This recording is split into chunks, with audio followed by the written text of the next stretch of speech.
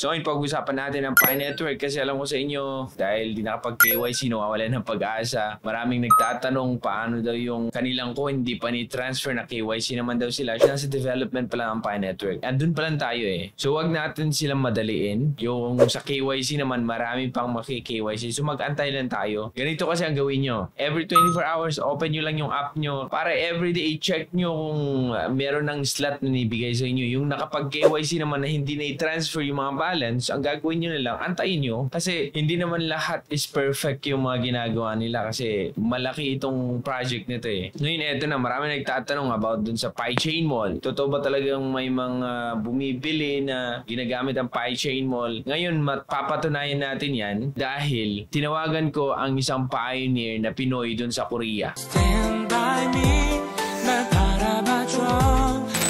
at nag-usap kami, mag-zoom sana kami kaso lang problema, nagkaroon ng technical issues. Kaya through phone lang gamit namin ngayon. I-check natin yung mga information yung binigay niya sa atin kasi dito kasi sa Pinas, puro toxic.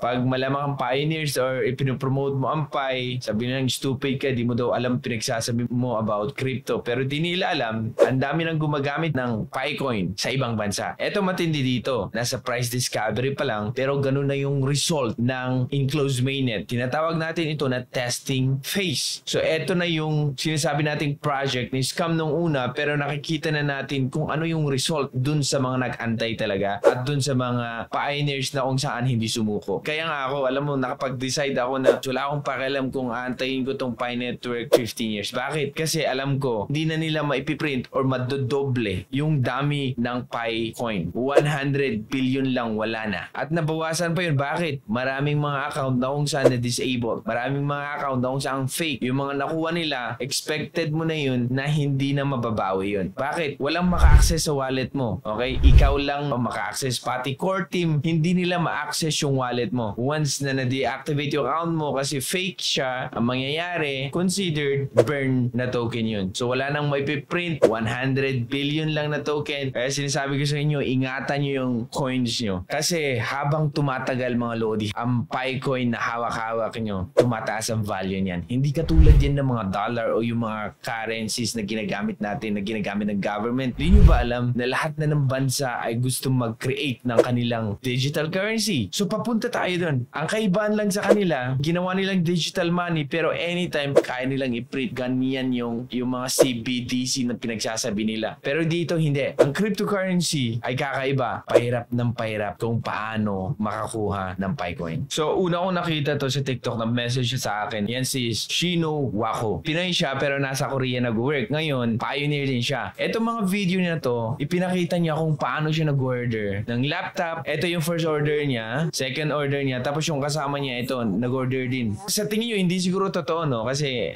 parang hindi niya ipinakita yung mga process. Pero nag-usap kami, okay? Ipinakita niya yung transaction na screenshot ko atin. So kung gusto niyo panoorin, i-follow niyo din siya. Mas maganda, sabi ko sa kanya, magbigay ka na lang ng update kung ano nangyayari sa Korea about Pi Network. Dun sa mga resto na tumatanggap, pwede kang kakain dun. Pero sabi niya medyo malayo daw. Eto na lang daw muna yung PiChain Mall. Saan siya nag-order? Yung PiChain Mall Korea. So, tinuro niya sa akin at papakita ko sa inyo mamaya. Yan si Shino Wako. Pakifollow naman siya kung gusto niyo malaman yung mga update niya dito sa TikTok. Meron din siyang YouTube, okay? So, eto din yung kanyang Facebook. Mas okay dito kasi tahimik lang sila na nagmamine pero gamit na nila yung kanilang mga PiCoin. Matatalino tayo mga Pinoy, medyo away-away muna, ganyan eh. Kasi meron tayong mga sarili opinion eh. Pero natural lang yan. Darating din tayo sa punto na kung saan katulad tayo ng Korea na tahimik lang, walang away. Sa tingin ko, may alam ang mga taong to na hindi natin alam about sa PiCoin. Bakit ganun na lamang nila bigyang halaga yung PiCoin? Diyan natin malalaman kung gaano ba kahalaga ang PiCoin sa isang pioneer. Alam nyo, ang community ang nagbibigay ng value, sabi nga ni Nicolas, diba? So ngayon, ipakita ko lang sa inyo, ganito ang ginawa niya. So ganito ka-importante, bakit namin sinasabi na kailangan mo i-connect dun sa Facebook mo or sa phone number mo. Kung walang phone number, okay lang, sa Facebook na lang. Kasi kung mawala man yung cellphone mo or magbago ka ng phone na sira, pwede mo pa rin i-download yung application tapos i-connect mo gamit yung Facebook account mo. So maglalagin tayo gamit ang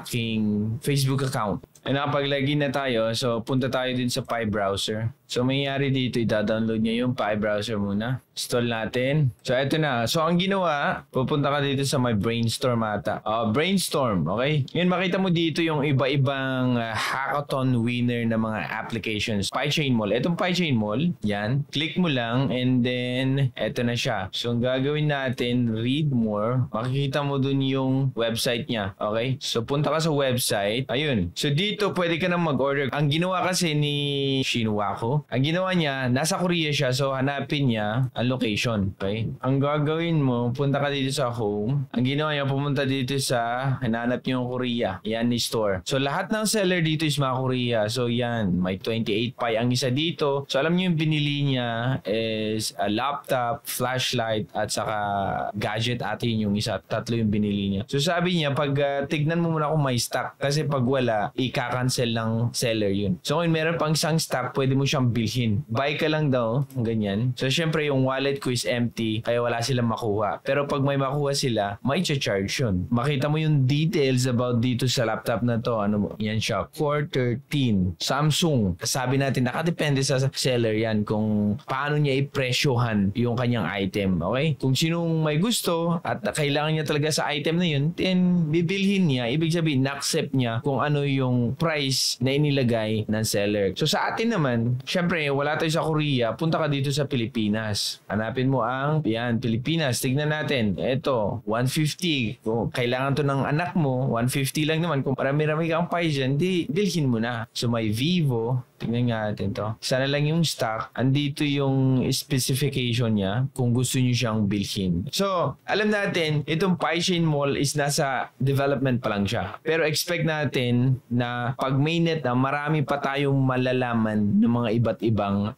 merchant. Sa ngayon, nasa enclosed mainnet tayo. Ang pwede pa natin pagbilhan is syempre yung kung sa Pilipinas ka. Pero pag mainnet na, anytime pwede ka nang bumili sa lugar na gusto mo. Pag mainnet na. So, eto ang exciting dito, no? Hindi pa nga siya available sa market yung coin, pero nagagamit na ng mga pioneers. Habang tumatagal, na-improve yung network ng Pi, mga application na dadagdagan, umaayos, at habang tumatagal, syempre, yung value ng Pi, tataas ng tataas yan. May nagtatanong kasi sa akin, ano ba talaga yung opinion mo about sa price ng Pi? So sa akin, gusto kong i-compare natin sa mga ibang project kasi same lang din sila as cryptocurrency. Ngayon, ang Ethereum nagsimula mga 2015. Ayan yung data niya. Ngayon, nag-start siya sa price na $1, bumagsak pa nga siya mga 0.68 ang isang Ethereum. Pero umabot pa siya hanggang 4,000 plus. Muntik nang mag 5K, okay? From 0.6, yung pinakalow niya is 0.58. Wala pa siyang dolyar, yung pinakalow niya. Pero bakit umakyat siya na napakataas? Eto, umakyat siya na napakataas kasi nga, lahat ng mga developers dito nagki-create ng mga dApps, mga decentralized application, DeFi. Kasi dito sila nagki-create ng mga iba't ibang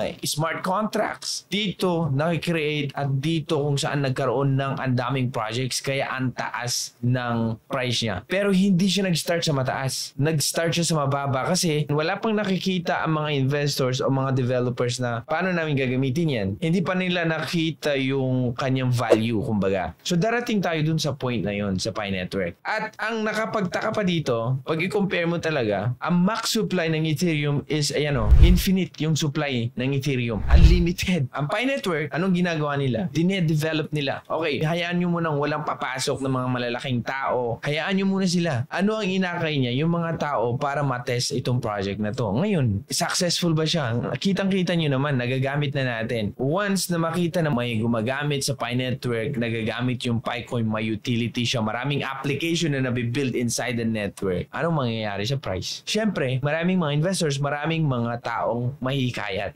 Nagagamit Same thing with the other projects, katulad ng Ethereum yung example ko. Okay? At ang maganda pa dito, hindi pa yan nakadepende dun sa kadami ng coins. Nakita nyo naman sa Ethereum, unlimited. Pero bakit ang taas ng price? Dahil nagagamit yung Ethereum. Dahil dun karamihan nagbe-build ng smart contracts. Kaya ang daming pumasok at ang daming nag-invest. At ang maganda pa dito, yung max supply ng PiCoin ay hindi unlimited, kundi 100 billion lang. So, kaya ako sa inyo, kung hindi pa talaga kayo naniniwala sa Pi Network na hindi siya cryptocurrency, opinion nyo yan eh. Pero, syempre, sinasabi lang namin sa inyo na eto na siya. Eto na yung mga testing phase pa lang ito. Okay? Hindi peche-pecheng testing phase kasi ang mga parang bumibili na ng Lazada, Shopee, pero ang gamit is Picoin lang. Saan ka makakita ng nasa enclosed mainnet pa lang pero ganun yung pag-value nila sa Picoin? Huwag niyo masyadong madaliin. Hindi ito nadadala sa madpadalian lang na excited mo nang gamitin yung Pi mo kaya lagi mong tinatanong about KYC,